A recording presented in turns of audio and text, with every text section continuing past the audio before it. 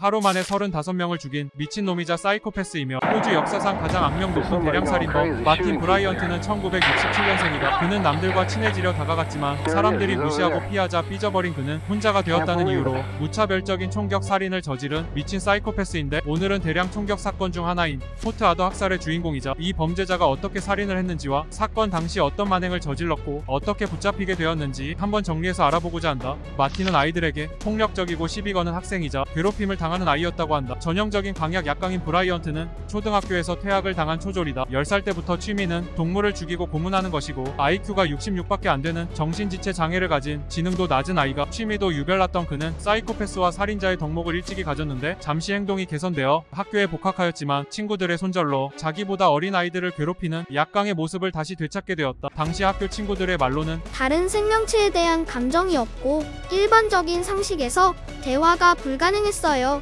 고등학교에 진학해서도 별다른 호전 증세가 없자 마틴은 학교 생활도 그만뒀다고 한다. 마틴이 14살 때 아버지에게 총을 선물 받았는데 지능 낮은 사이코패스에게 무기가 생기자 차로 지나가는 운전자에게 총을 쏘며 무차별 사격 연습을 게을리하지 않았는데, 동물을 죽이는 걸 너무 좋아한 나머지 병신 마틴, 역 같은 마틴 등 여러 별명을 얻었다고 한다. 마틴이 19살이 되던 해 드디어 그에게 베프가 생겼는데, 상대는 마틴과 35살 차이가 나는 54세 여성합이었다. 그녀는 엄청난 재산을 상속받은 부자였지만 그녀의 어머니와 함께 낡은 저택 에서 14마리의 개와 40마리의 고양이와 함께 사는 캣맘 그 이상의 삶을 살았는데, 마틴과 운명처럼 눈이 맞아 영혼의 친구가 되었다고 한다. 낡은 집에서 캣맘의 삶을 살았던 하비와 그녀의 엄마는 불결한 환경 속에 건강 상태가 매우 안 좋았고 79세의 나이로 하비의 엄마가 사망하게 된다. 외로운 하비는 마틴을 캣맘 하우스로 초대하였고, 캣맘 하우스의 오너 하비는 마틴을 위해 30여 대의 새 차를 3년에 걸쳐 사주게 되고 매일 쇼핑을 하며 식당에서 데이트를 즐겼으며, 마을 사람들 말로는 친구 사이가 아닌 연인이나 다름없었다고 한다. 부모의 곁을 떠나 하비와 동거를 하며 폭력성이 더 심해졌고, 마틴은 사람들을 쏘고 다니고 싶다고 말하는 등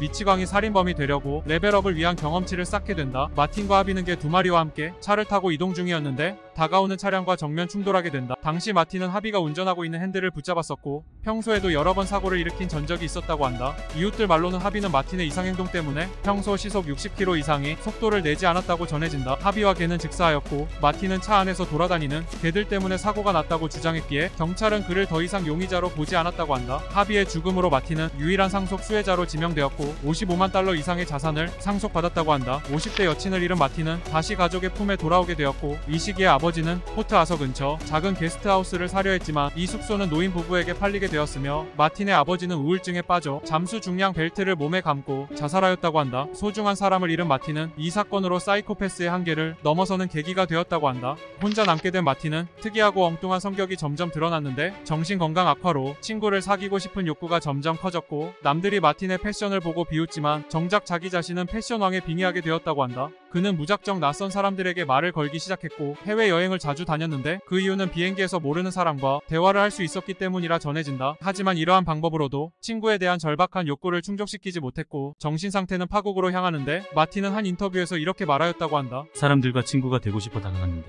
날 투명 인간 취급했어요.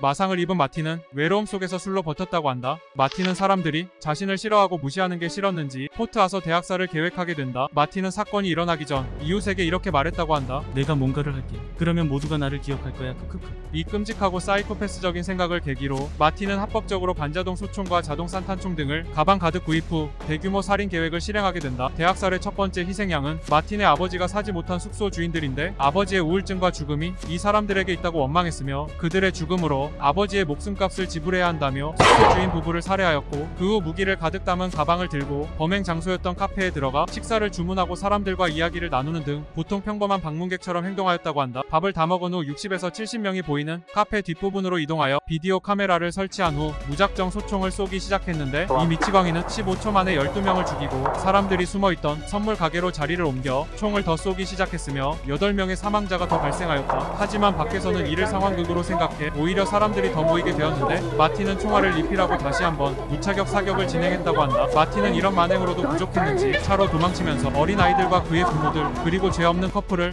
아무 이유 없이 쏘아 죽였고 일부는 트렁크에 납치 후 인질로 삼으며 처음 살해했던 숙소로 데리고 가는데 이때 신고를 받은 2명의 경찰관이 마틴에게 접근을 했지만 살인에 미쳐버린 마틴은 여포나 다름없었고 경찰관에게도 총을 쏘는 등 위협을 가했다고 한다. 그날 오후 특수부대들이 도착했고 경찰과 마틴의 대치 상황은 18시간 동안 이어졌으며 협상 중 요구사항으로 군용 헬기로 공항으로 이동시켜주길 원했는데 협상 중 마틴은 인질들을 살해하여 사망자 수는 총 35명이 되었고 23명이 부상을 당하는 등 기록적인 범죄 행위를 저질렀으며 인질들이 있던 숙소에 불을 지르고 마지막 탈출을 시도하던 중 체포되었다고 한다. 마틴은 보석 없이 구속되었지만 행동장애주의력 결핍 아스파거 증후군 등 여러 증상이 있다고 무죄를 주장했으나 법정에서 선임한 변호사가 그의 마음을 바꾸고 모든 혐의에 대해 유죄를 인정하도록 설득했다고 한다. 이에 마틴은 무기징역을 선고받았으며 감옥 생활 중 8차례 자살을 시도했고 정신적으로 더욱 악화됨과 동시에 운동 부족으로 심각한 비만이 되었으며 감방 동기들에게 초콜릿을 받기 위해 엉덩이를 내주는 등 행복한 삶을 살고 있다고 한다.